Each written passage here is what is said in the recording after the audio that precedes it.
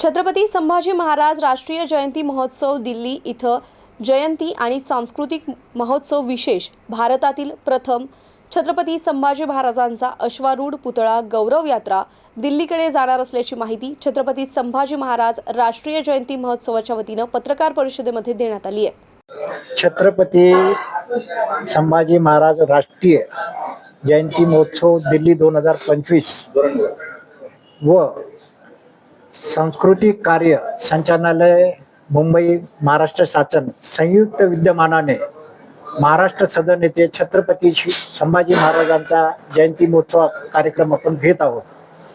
भारतातील सर्वात प्रथम अश्वारूढ घोड्यावरचा पुतळा हा नाशिकहून जो निघणार आहे तो दिल्लीपर्यंत आपण नेणार आहोत।